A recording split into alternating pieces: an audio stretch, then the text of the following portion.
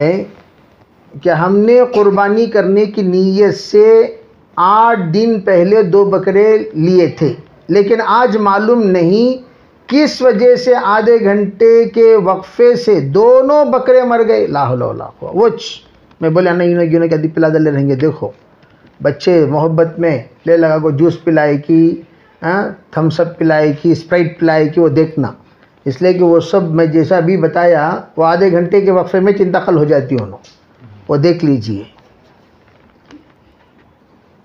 اب ہم نے تو قربانی کی نیت سے خریدا تھا، اللہ کے حکم سے اللہ نے اپنے پاس بلا لیا، اللہ اکبر اللہ اکبر، تو اب قربانی دینا ضروری نہیں ہے۔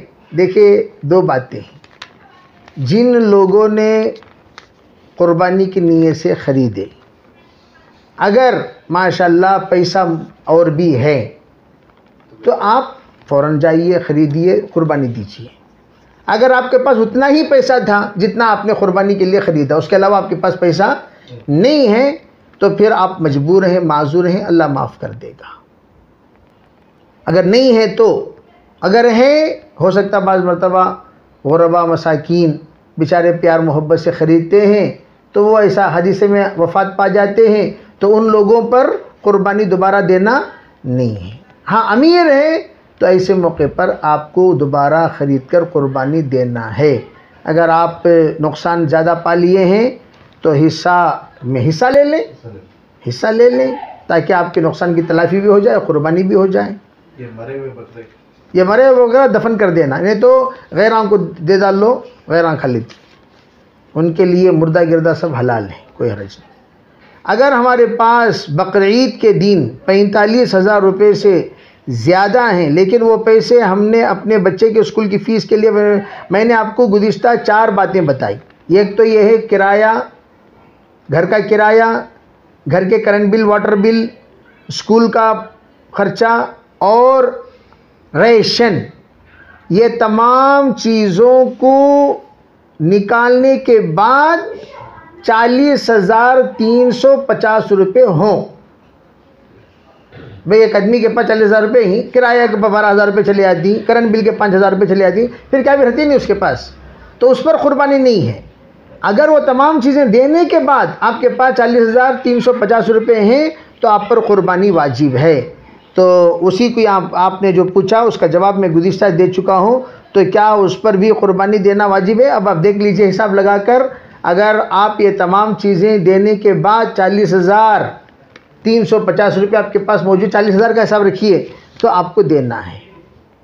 بزنس میں تو پیسہ انویسٹ کیا، پھر اس پر جو نفع آتا ہے اس پیسوں سے دی گئی قربانی کا گوشت کھا سکتے بالکل۔ بھئی حلال بزنس سے دیکھو، حلال بزنس میں انویسٹ کیے ہیں تو اس کا پیسہ بھی حلال ہے، تو حلال سے خریدا ہوا بکرا بھی حلال ہے، تو حلال سے جب بکرا آپ خریدے ہیں تو حلال کی قربانی کھا سکتے ہیں، کوئی حرج نہیں۔ میں نے وہی بتایا، یہ 3 دن میں قربانی دیے تو وہ گوشت کھا سکتے ہیں، اس کے بعد قربانی دے رہے ہیں تو وہ گوشت نہیں کھا سکتے، اس کو میں نے تفصیل سے بتا دیا۔ بزنس میں پیسہ ڈالنے کے بعد جو پیسہ نفع کے طور پر ہم کو ملتا ہے، کیا وہ سود انٹرسٹ ہوتا ہے؟ نہیں۔ دیکھو 2 چیزیں، بزنس میں پیسہ انویسٹ کرنے کے بعد متعین نفع آ رہا ہے تو وہ سود کی طرح ہو جائے گا۔ متعین نفع یعنی ہر مہینہ 3,000 آ رہی، وہ انٹرسٹ، وہ گویا متعین مقدار نفع سود ہے۔ نفع کسے کہتے ہیں؟ نفع میں بڑھوتری گھٹوتری ہوتی رہتی ہے، وہ باقاعدہ حساب لگائے، بھئی اس مہینہ مجھے آمدنی کتنی ہوئی، اتنی ہوئی۔ جو انویسٹرز ہیں ان کا اس میں کتنا حصہ بنتا، 40% بنتا، 40% کتنا ہوتا، اتنا دے رہی انہوں، دینے سے پہلے اتنا، تو تب جا کر وہ جائز ہے۔ متعین مقدار وہ جائز نہیں ہے، وہ سود ہے۔ اور اس لیے ان سے جو جہاں پر آپ رقم لگائے ہیں ان کو بلاؤ کو باقاعدہ سیٹنگ کرنا، دیکھو بھئی ایسا سب تو میں آپ کو ایک لیول دے لے کو آ رہی، کیا حساب سے دے رہی تمہیں؟ بینک کے حساب سے دے رہی یا تجارت کے حساب سے دے رہی؟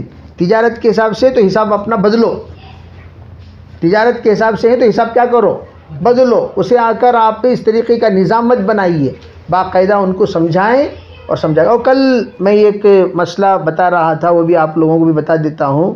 عام طور پر ہمارے یہاں بکرے ذبح کرتے وقت میں عورتیں اگر ہوتی ہیں تو ساتھ میں ان کے محرم، بھئی عورتیں ذرا گھبراتی ہیں ذبح کرنے میں، ساتھ میں ان کے محرم ہاتھ میں ہاتھ دے کر ذبح کراتے ہیں۔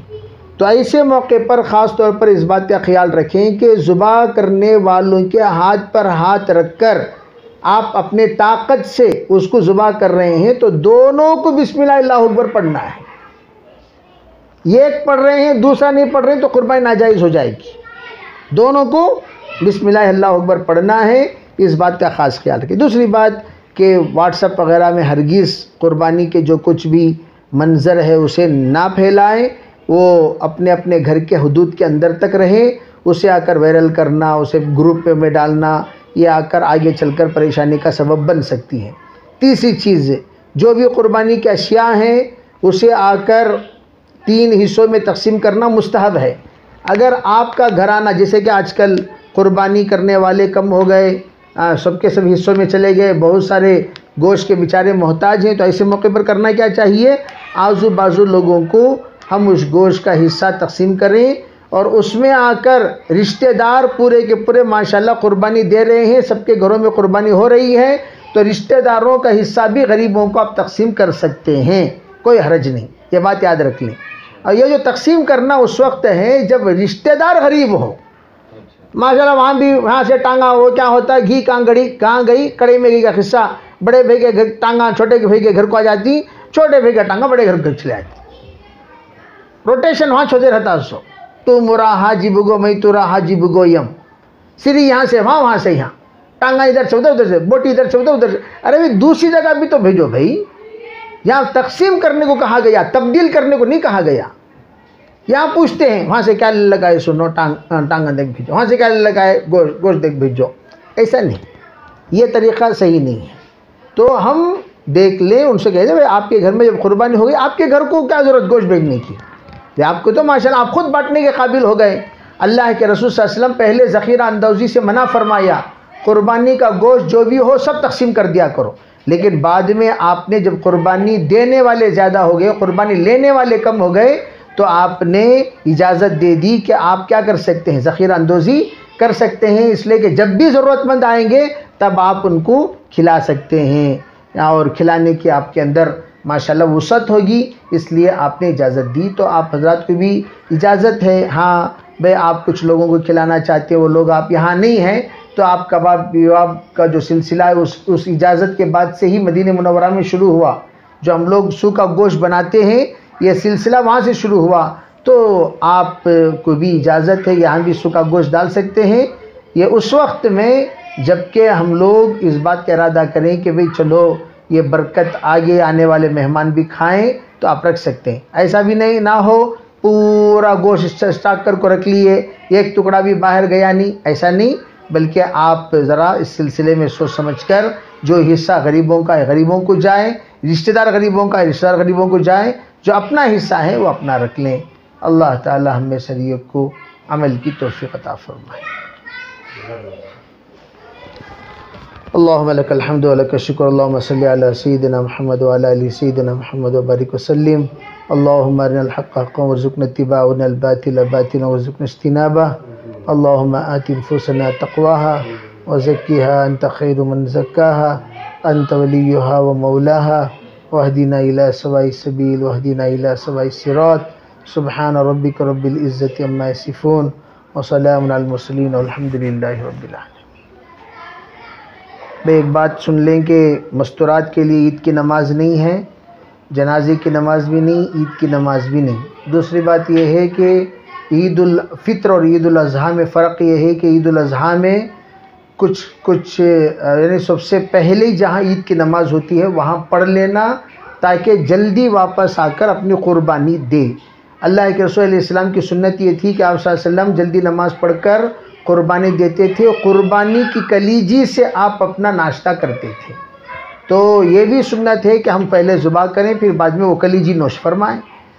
دوسری بات یہ ہے کہ عید الفطر میں پہلے کھا کر جانا، عید الاضحیٰ میں نماز پڑھنے کے بعد کھانا، اور راستے کی جو سنت ہو تو مرد حضرات کو مزید میں انشاءاللہ بتا دی جائے گی۔ مستورات البتہ اور وہ اس بات کا خیال رکھیں، 2 رکعت البتہ صلاۃ الشکر وہ پڑھنا چاہتی ہے تو پڑھ سکتی ہیں۔ آج ماشاءاللہ کافی لوگ روزے دار ہیں تو اپنے روزے میں جب افطاری کا وقت ہے تو خوب دعائیں کریں، رات میں بھی خوب عبادت کریں، تہجد کی نماز پڑھیں۔